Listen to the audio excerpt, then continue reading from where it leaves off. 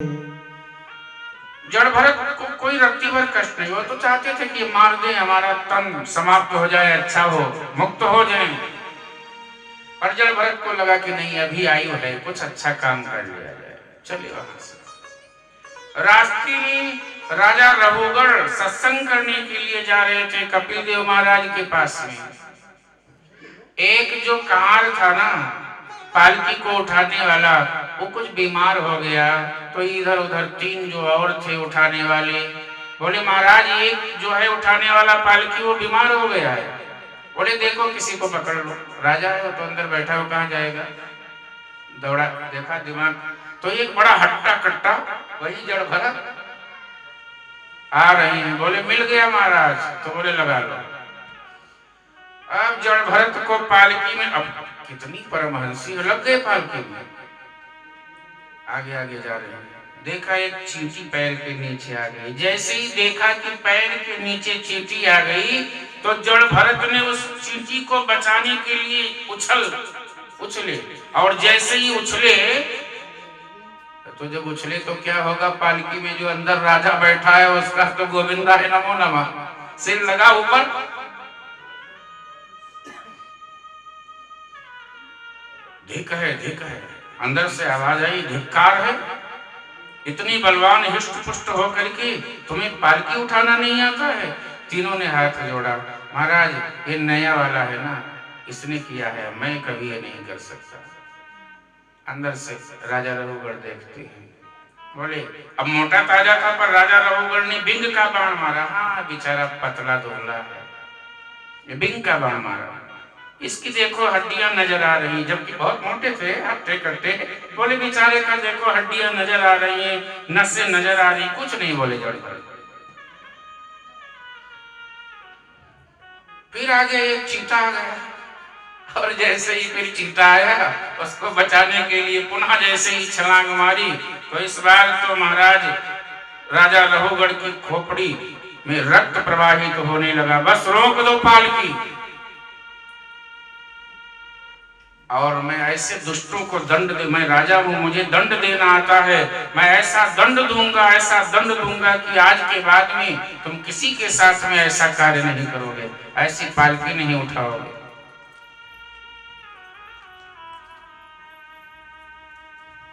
इतने हट्टे कट्टे मोटे, अब हट्टे कट्टे बोले, हट्टे कट्टे मोटे ताजे होकर के, और तुम्हें पालकी उठानी नहीं आती है। अच्छा संत ऐसे ही चलते हैं, संत चले नंगे पाँव, जो बैरागी संत होते हैं, चींटी बचाए के तुलसी मगन भयो, राम गुण गाए के।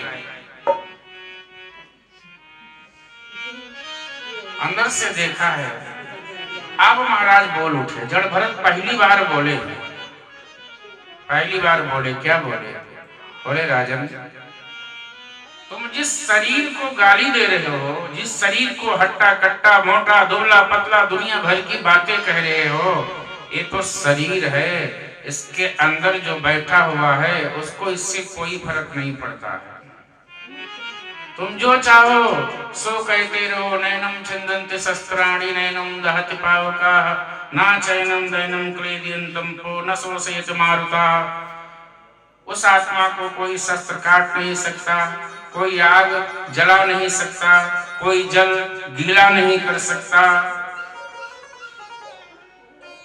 अब देखो राजा रघुगढ़ तो सत्संग करने जा रहे थे, अब जब जड़ भरत सत्संग शुरू कर दिए, तो नीचे से फिर राजा तो राजा बुद्धिमान है, देखने लगा आखिर है कौन ये जो इतनी ऊंची ऊंची बातें कर रहा है। जब देखा तो ये गोपवीत गले में पड़ा हुआ है, शिखाएं बधी हुई हैं, और जैसे ही देखा तो राजा रघुगढ़ बहुत भक्त थे, तत्क्षण पालकी को रुकवाया और चरणों में गिर गया कि अरे महाराज आप विप्र देवता, मुझसे भूल हो गई, इन लोगों ने जो आपको पालकी में लगा लिया। पर मेरा एक प्रश्न है, आप कह रहे हैं कि शरीर में आत्मा है, शरीर दुखी होता है तो आत्मा दुखी क्यों नहीं होती है, ये कैसे हो सकता है। राजा रघुगढ़ ने कहा भाई, अब और उपमा भी दिया है राजा रघुगढ़ ने। राजा रघुगढ़ ने कहा कि जब चूल्हा जलाया जाता है, तो जब बर्तन रखा जाता है तो पहले बर्तन गर्म होता है, पता है ना। फिर उसमें जो पानी पड़ा हुआ है वो गर्म होता है, पानी गर्म होके फिर जब चावल डालते हैं तो चावल गर्म होता है, फिर धीरे धीरे धीरे धीरे वो चावल भी तो पक जाता है। तो जब शरीर के अंदर आत्मा है तो आत्मा कैसे नहीं उसको अनुभव हो सकता है दुख और सुख का। मुस्कुरा दिए जड़ भरत। जड़ भरत मुस्कुराए कि राजा तुम सत्संग तो करते हो पर हो मूर्ख, यही शब्द कहा है। बोले सत्संग तो करते हो पर हो महामूर्ख। राजा रघुगढ़ कुछ नहीं बोले क्योंकि वो जड़ भरत थे, उनको राजा रानी से क्या लेना देना था, जड़ थे। बोले मैं बताता हूं, तुम सापेक्ष की उपमा निरपेक्ष से दे रहे हो। सापेक्ष की उपमा निरपेक्ष से दे रहे हो। जैसे दुख और सुख, कई वस्तुएं संसार में ऐसी होती जैसे चावल, पानी, बर्तन, इसको स्पर्श किया जा सकता है। ये स्पर्श की वस्तु तुम आत्मा से दे रहे हो। आत्मा को कोई छू सकता है क्या? आत्मा को तुम छू नहीं सकते, आत्मा देख नहीं सकते, तो तुम ये बर्तन, पानी और जल की उपमा आत्मा से दे रहे हो। सापेक्ष की उपमा निरपेक्ष से उदाहरण दे रहे हो, यही गलत है। ये उपमा ही तुम्हारी गलत है। इसके बाद तो बहुत सत्संग हुआ। कहते हैं कि राजा रघुगढ़ वहीं पालकी बिठा करके वहीं रोक करके वो सत्संग करने लगे। जा रहे थे कपिल देव जी महाराज जी के पास, बोले महाराज अब हमको यही सत्संग सुना दो, अब तो मैं वहां जाऊंगा ही। और वहीं ध्यानस्थ हो गए, इतनी ऊंची चर्चा हुई। इस तरह से अनेकानेक महाराज सुखदेव जी परीक्षित जी को कथा सुना रहे हैं, सूत जी सौनक जी को सुना रहे हैं और उद्धव जी विदुर जी को सुना रहे हैं। ये सारी अनेक अनेक घाटों पे भागवत की कथा हो रही, कोई एक ही घाट पे नहीं हो रही, अनेक घाट पे।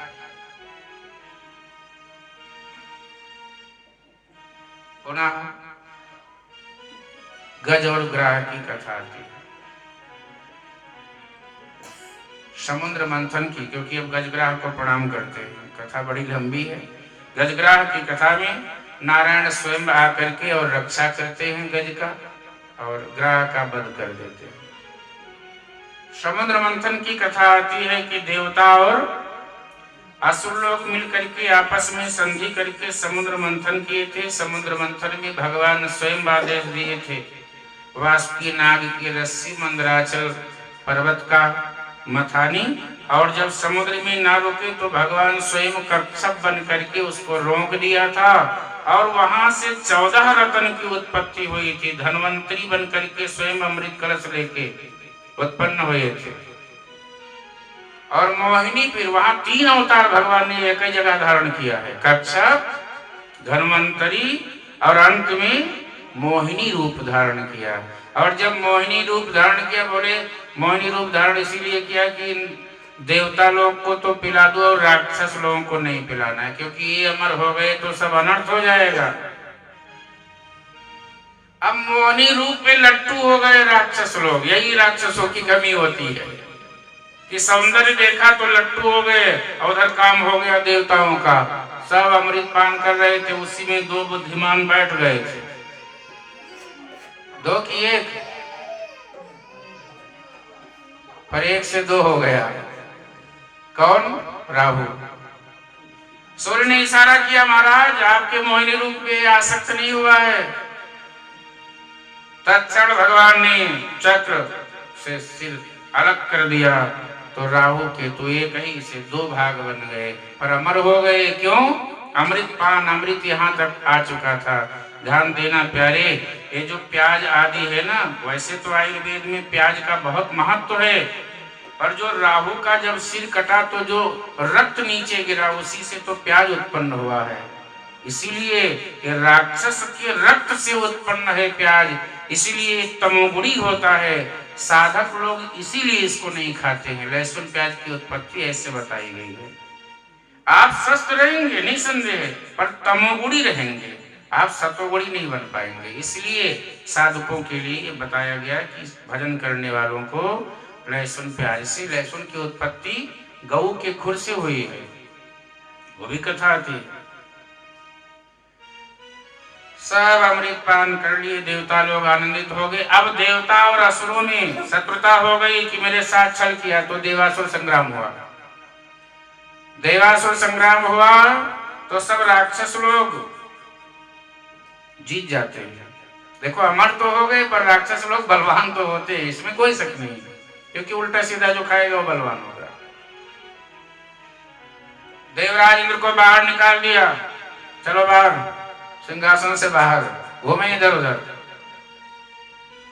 एक दिन कश्यप और अदिति मैया विराजमान थे। अदिति मैया ने कहा कि महाराज मेरे पुत्र इधर उधर भ्रमण कर रहे हैं, कुछ ऐसा करो, कुछ ऐसा करो कि मेरे पुत्रों को गद्दी मिल जाए, तब पयोव्रत का ज्ञान मिल जाए। कि अदिति महारानी तुम पयोव्रत का व्रत रखो, फाल्गुन मास के कृष्ण शुक्ल पक्ष से व्रत प्रारंभ करो, 12 दिन तक केवल दूध पी करके रहो, और फिर आप देखिए तुम्हारे घर सुंदर सा बालक आएगा। ये व्रत किया है, भगवान नारायण स्वयं उदर में आए हैं, और जब नारायण उदर में आए कुछ समयांतर में भगवान प्रकट होते हैं। बोलिए वामन भगवान की। यही है वामन भगवान। जब वामन भगवान जन्म लिए तो सब आनंदित हो गए, क्योंकि भगवान है ठाकुर जी का, तो सब आनंद। अब आंगन में क्या बजने लगा? अरे भाई ऋषि के यहाँ तो बजेगा तो बजेगा ही। अरे बधाई, अब यहाँ से बधाइया बधाइया शुरू हो जाएगा, क्योंकि ठाकुर जी आएंगे, वामन भी आए हैं। बता दो अपन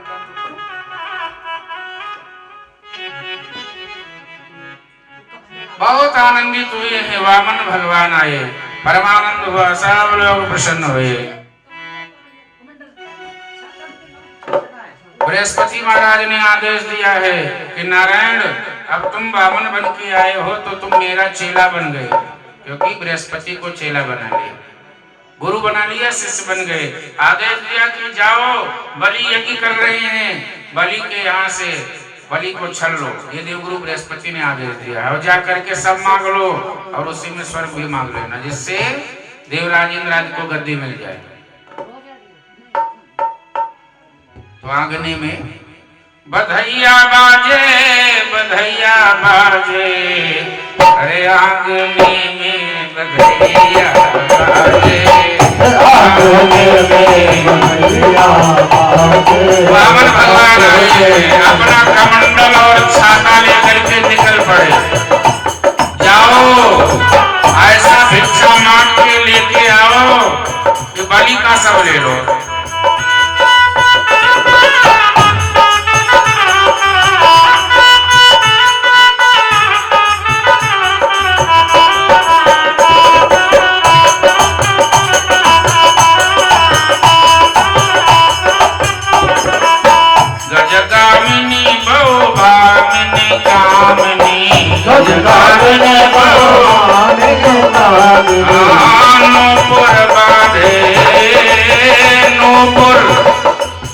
नूपुर बांधे पायने में बधैया बाजे, आंगने में बधैया बाजे, आंगने में, आंगन में बधाई हो रहा है, उत्सव हो रहा है।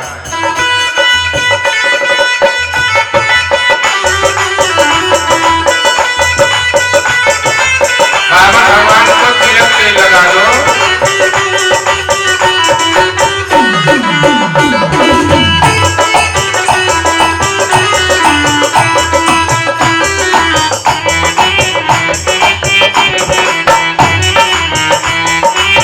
मधुर लता प्रभु को सब निरखत, मधुर लता प्रभु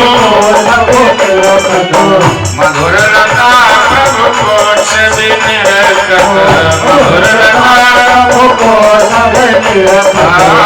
बीती रजनी, बीती रजनी, जागने में बधैया बाजे, आंगने में बधैया बाजे, बधैया बाजे, बधैया बाजे, बधैया बाजे, बधैया बाजे, बधैया बाजे, आंगने में बधैया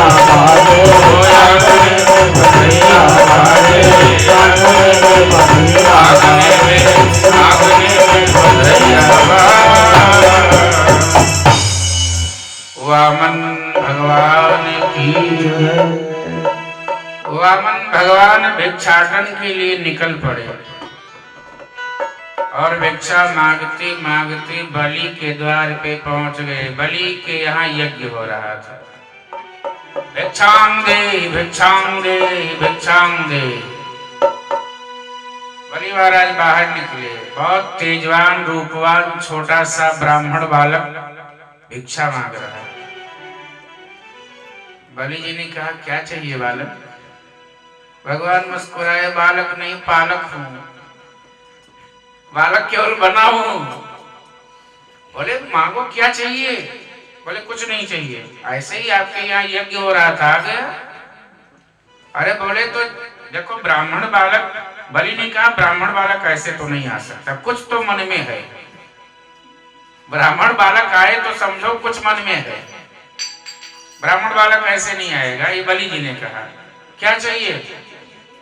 बोले अब देखो जब तुम मान ही नहीं रहे हो तो दे दो। वैसे तो लेने का कोई इच्छा नहीं था, पर अब जब नहीं मांग रहे हो तो दे दो। क्या? कांचनम, सोना चाहिए? बोले नहीं। खजाना चाहिए? नहीं। राजपाट चाहिए? बिल्कुल नहीं, विप्र हूं। अरे तब क्या चाहिए? बोले जब देना ही है तो बस 3 पग भूमि दे दो, जिससे अपनी कुटिया बना के वही। बोले 3 पग भूमि में तुम्हारी कुटिया बन जाएगी? 3 पग भूमि। वार्तालाप हो रही और ब्राह्मण के रूप बना के ओ लाला, अरे आयो चलिया चलने को। ब्राह्मण का रूप बना के ओ लाला, आयो चलिया चलने को।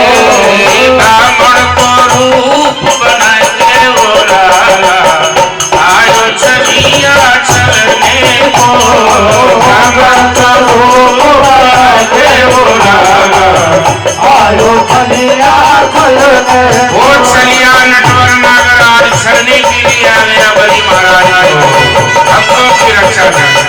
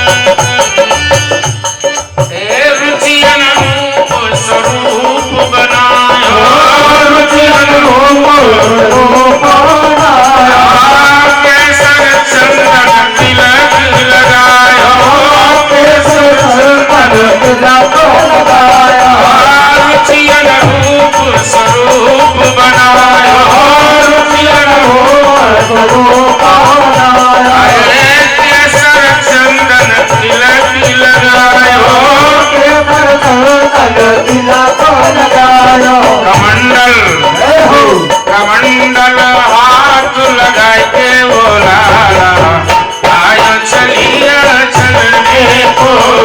कमंडल हाथ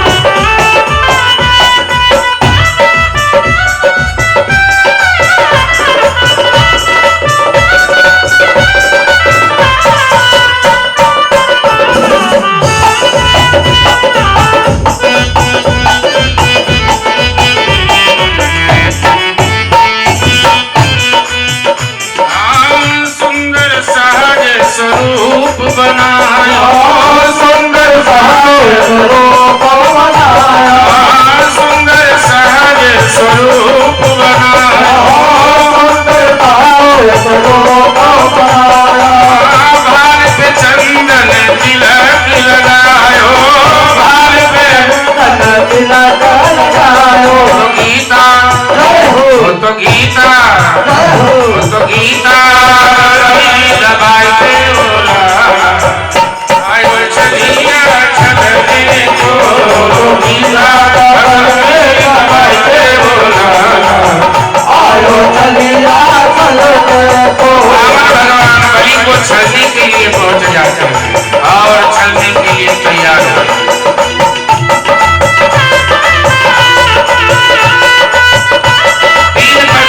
संकल्पित होने लगी।